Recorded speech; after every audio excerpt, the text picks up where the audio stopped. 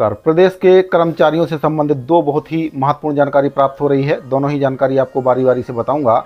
इससे पहले आपसे निवेदन है कि अगर आप पहली बार चैनल पर विजिट कर रहे हैं और अगर आपने अभी तक चैनल को सब्सक्राइब नहीं किया है तो चैनल को सब्सक्राइब जरूर कर लें, जिससे आपको सभी कर्मचारियों से जुड़ी हुई जानकारी लगातार इस चैनल के माध्यम से मिलती रहे। तो साथियों, पहली जो अपडेट है प्रदेश के कर्मचारियों से संबंधित जानकारी है। जैसा कि आपको बताना चाहूँगा, कर्मचारी अपनी समस्याओं को लेकर सीधे मंत्रियों के पास जाते थे या फिर किसी वरिष्ठ अधिकारी के पास पहुंच जाते थे। अब वह सिस्टम सरकार के द्वारा चेंज कर दिया गया है। अब किसी भी कर्मचारी को मंत्रियों से, मुख्यमंत्री जी से या फिर किसी उच्च अधिकारी से मिलने के लिए पहले विभाग से अनुमति लेनी पड़ेगी। इसके संबंध में एक आदेश जारी किया गया है। तो जो आदेश जारी किया गया है ये आपका छत्तीसगढ़ शासन लोक स्वास्थ्य एवं परिवार कल्याण विभाग, चिकित्सा शिक्षा विभाग मंत्रालय से जारी किया गया। इसमें रायपुर दिनांक 14/6/2024 की डेट में पत्र जारी किया गया। इसमें प्रति है आयुक्त चिकित्सा शिक्षा छत्तीसगढ़, संचालक स्वास्थ्य सेवाएं छत्तीसगढ़, संचालक आयुष छत्तीसगढ़, नियंत्रक खाद्य एवं औषधि प्रशासन छत्तीसगढ़, अधिष्ठाता समस्त शासकीय चिकित्सा महाविद्यालय छत्तीसगढ़, समस्त मुख्य चिकित्सा एवं स्वास्थ्य अधिकारी छत्तीसगढ़, समस्त सिविल सर्जन सह मुख्य अस्पताल अधीक्षक छत्तीसगढ़ और समस्त जिला आयुर्वेद अधिकारी छत्तीसगढ़। इन सभी के लिए ये पत्र प्रेषित किया गया। विषय इसमें दिया गया राज्य शासन के अधिकारियों और कर्मचारियों के द्वारा माननीय मंत्री जी वरिष्ठ अधिकारियों से भेंट करने बाबत। संदर्भ में है सामान्य प्रशासन विभाग का परिपत्र क्रमांक दिनांक 6/2/2014। पत्र के माध्यम से बताया गया है कि संदर्भित पत्र द्वारा निर्देशित किया गया है कि यदि किसी शासकीय सेवक को अपनी निजी समस्या के कारण माननीय मुख्यमंत्री जी, मंत्री जी, वरिष्ठ अधिकारी के समक्ष उपस्थित होना है, तब भी शासकीय सेवक को उचित माध्यम से अनुमति प्राप्त कर उपस्थित होना चाहिए। यदि कोई शासकीय सेवक विभागीय चैनल की अनुमति प्राप्त किए बिना माननीय मुख्यमंत्री जी, मंत्री जी, वरिष्ठ अधिकारी के समक्ष उपस्थित होते हैं तो इस प्रकार की जो उपस्थिति है छत्तीसगढ़ सिविल सेवा आचरण नियम 1965 के नियम 21 के अंतर्गत कदाचरण मानी जाएगी और संबंधित शासकीय सेवक के विरुद्ध कड़ी कार्रवाई की जाए।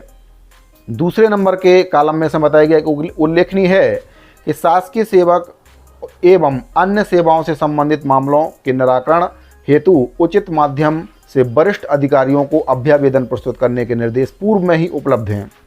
तीसरा है, उपरोक्त निर्देशों के बावजूद यह देखा जा रहा है कि शासकीय सेवकों के द्वारा सीधे माननीय मंत्री जी, वरिष्ठ अधिकारी के समक्ष बिना विभागीय अनुमति प्राप्त किए उपस्थित हो रहे हैं और इस प्रकार की जो कार्यप्रणाली है इससे न सिर्फ कर्मचारियों का अनुशासन प्रभावित होता है बल्कि संबंधित कर्मचारियों का भी समय व्यर्थ नष्ट होता है, जिसके कारण उनके कार्यस्थल की सेवा भी प्रभावित होती है। चौथे पॉइंट में से बताया गया कि अनेक मामलों में यह देखा जा रहा है कि जिस व्यक्तिगत समस्या के निराकरण के लिए संबंधित शासकीय सेवक मंत्रालय में मिलने के लिए आते हैं, उन समस्याओं का निराकरण संबंधित विभागाध्यक्ष कार्यालय या जिला कार्यालय के स्तर से ही किया जा सकता है। यदि किसी प्रकरण विशेष के निराकरण अनुमति हेतु पत्र मंत्रालय को संदर्भित किया गया है तो संबंधित कार्यालय द्वारा ही फॉलो अप किया जा सकता है। इस हेतु संबंधित कर्मचारी को मंत्रालय भेजने की आवश्यकता नहीं है। तो साथ ही इस पत्र के माध्यम से बताया गया कि कर्मचारी अनावश्यक रूप से मंत्रालय में उपस्थित होते रहते हैं अपनी समस्याओं को लेकर, जबकि उनकी जो समस्या है विभाग स्तर पर ही उनकी समस्या को निराकरण किया जा सकता है। तो अब इस पत्र के माध्यम से निर्देशित किया गया शासन की ओर से कि कर्मचारियों को बिना अनुमति के मंत्री जी, चाहे मुख्यमंत्री जी या फिर वरिष्ठ अधिकारियों के पास ना भेजा जाए। अगर ऐसा कर्मचारी करते हैं तो इसको कदाचरण की श्रेणी में माना जाएगा और उनके ऊपर कड़ी कार्रवाई हो सकती है। साथ ही दूसरी जो जानकारी प्राप्त हो रही है संविदा कर्मचारियों के 27% वेतन वृद्धि को लेकर प्राप्त हो रही है। आपको बताना चाहूँगा कि पूर्ववर्ती सरकार के द्वारा जो संविदा कर्मचारी हैं उनके वेतन में 27% की वृद्धि की गई थी, लेकिन उसका लाभ एनएचएम के संविदा कर्मचारियों को अभी तक नहीं मिला है।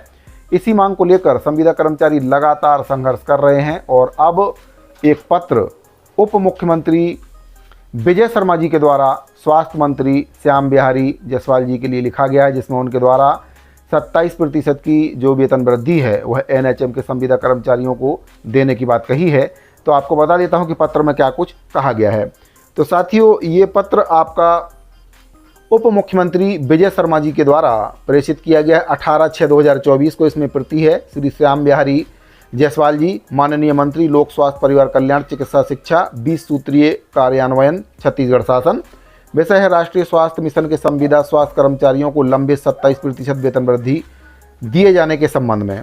इसमें बताया गया कि डॉक्टर अमित मिरी, प्रदेश अध्यक्ष छत्तीसगढ़ प्रदेश एनएचएम कर्मचारी संघ के द्वारा समक्ष में विषयांकित आवेदन प्रस्तुत कर अवगत कराया गया है कि छत्तीसगढ़ राज्य में स्वच्छ भारत मिशन, राष्ट्रीय ग्रामीण आजीविका मिशन, मनरेगा में काम करने वाले संविदा कर्मचारियों को 27% वेतन वृद्धि का लाभ दिया जा चुका है, लेकिन राष्ट्रीय स्वास्थ्य मिशन एनएचएम के अंतर्गत काम करने वाले जो संविदा स्वास्थ्य कर्मचारी हैं, इनको 27% की वेतन वृद्धि का लाभ अभी तक नहीं मिला है।